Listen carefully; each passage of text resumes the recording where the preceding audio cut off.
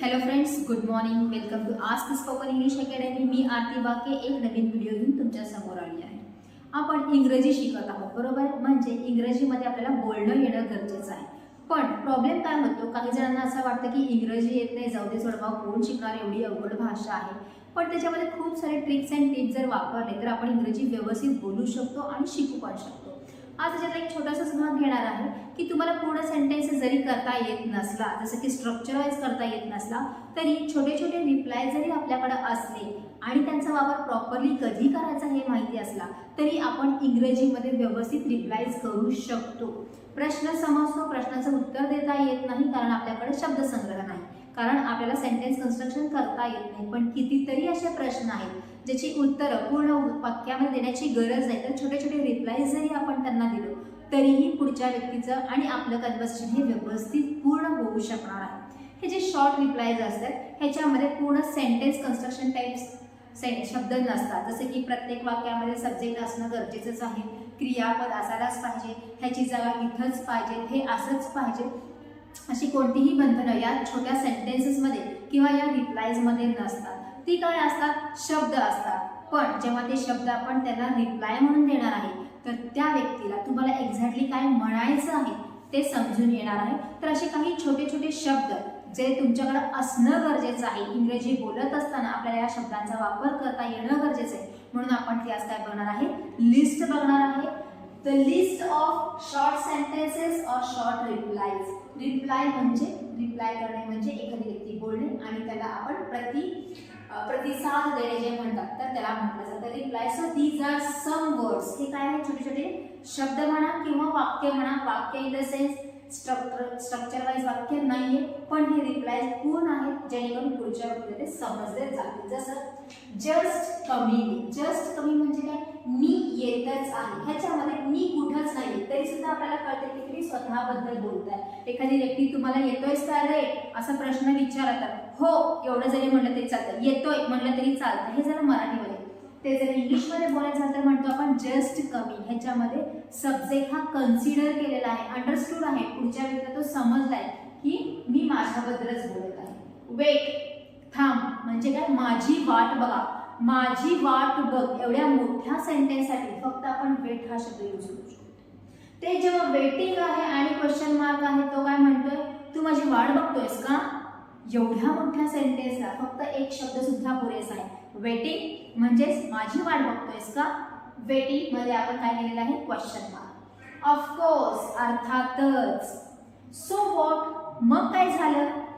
Within no time वेळ न घालवता, वेळेच्या आत. ग्रेट म्हणजे काय, भारीच किंवा मस्तच किंवा महान या अर्थाने. विदाउट एनी डाऊट, निसंकोच म्हणजे काय, कसल्याही डाऊट नसताना सुद्धा या अर्थाने. व्हेरी वेल ठीक आहे मग. गुड किंवा व्हेरी गुड, छान मस्त. As you like, as you wish, as you please. जसं तुला वाटतं तसं. म्हणजे एखाद्या व्यक्ती काहीतरी बोलला की चल जायचं का आपण, जसं तुला वाटतं तसं करूयात आपण. एवढं मोठं सेंटेन्स ऐवजी आपण हे फक्त 3 वर्ड्सचं एक सेंटेन्स करू शकतो. As you like, as you wish किंवा ॲज यू प्लीज.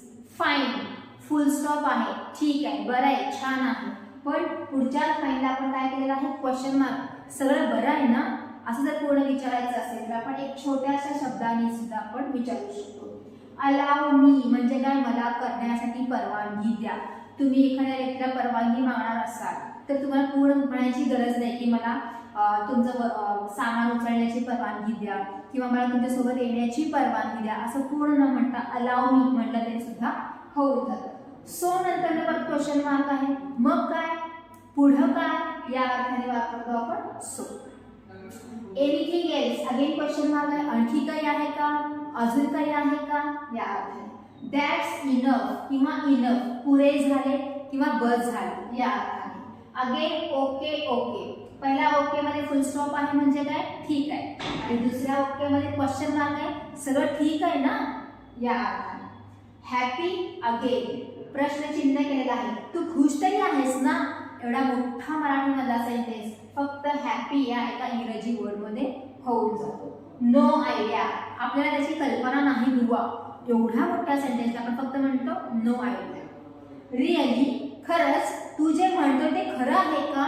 एवढ्या मोठ्या सेंटेन्ससाठी परत हा छोटासा शब्द म्हणजे हे जे शॉर्ट सेंटेन्सेस किंवा रिप्लाईज आहे हे खूप महत्त्वाची कामगिरी बजावतात असं म्हणलं तरी हरकत नाही। इंग्रजी बोलत असताना खूप ह्यांचा फायदा होतो। वाय नॉट, का नाही, नॉट अ बिट, थोडं सुद्धा नाही, येस शुअर, फॉर शुअर आणि येस बाय ऑल मीन्स म्हणजे काय, नक्कीच, सर्वांगाने, सर्वार्थाने या अर्थाचा वापर केला जातो। येस नो तर तुम्हाला माहितच आहे, हो नाही। एखाद्या प्रश्नाचं उत्तर जेव्हा येस नो टाईपचं असतं किंवा वर्बलचं असतं तेव्हा एवढं जरी बोललं तरी होऊन जातं। जसं की can you come, yes, no, bus.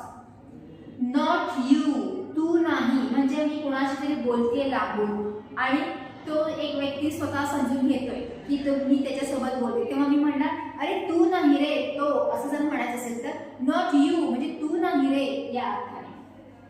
Again busy शब्दानंतर question आहे म्हणजे तू बिझी आहेस का, एवढ्या मोठ्यासाठी आपण फक्त बिझी एवढं म्हणलं तरी होऊन जातं। नॉट एक्झॅक्टली, एक्झॅक्टली नाही, अर्थातच नाही। टू मच, खूप झालं। नेव्हर, कधीच नाही।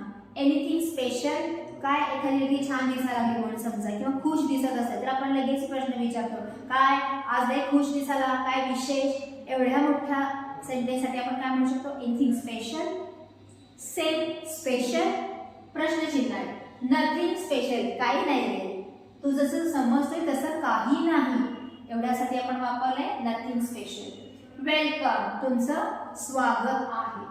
डोंट वरी, काळजी करू नका। ऑलवेज, ऑलवेज म्हणजे नेहमीच, मग ह्याच्यात ऑलमोस्ट काय अर्थ होतो, तुमच्या सोबत आहे या अर्थाने। जसं की एखादी व्यक्ती जर कुठं जाणार असेल म्हणून समजा तरी विचारायचं येणार का, तर तुम्ही काय म्हणणार ऑलवेज म्हणजे काय नेहमीच तुझ्या सोबत येणार आहे किंवा नेहमीच तुझ्या सोबत मी आहे या अर्थाने। एक्सलंट, एकदम उत्तम किंवा उत्कृष्ट। नो वे, शक्य नाही किंवा असं होणार नाही। हे सगळे जरी दिसत असताना छोटे छोटे जरी असतील तरी सुद्धा कन्व्हर्सेशन करत असताना, दोघांमध्ये संभाषण करत असताना ह्या शब्दाचा खूप महत्त्वाचा वाटा आहे। त्यामुळे अशा प्रकारचे जे जे शब्द आहेत ते तुमच्याकडे असणं गरजेचं आहे, जे पटकन तुम्ही रिप्लाय करू शकता।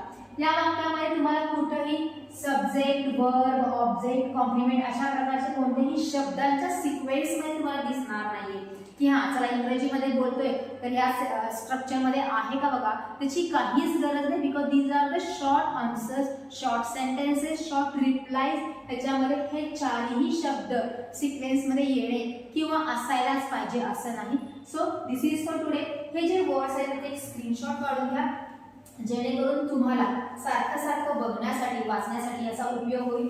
अर्थ काय होतो तेही तुम्हाला सारखं सारखं वाचल्यामुळे कळणार आहे आणि डायरेक्टली इनडायरेक्टली बोलत असताना ते आपल्या तोंडातून आपोआपच निघून जाणार आहे। So this is for today, thank you.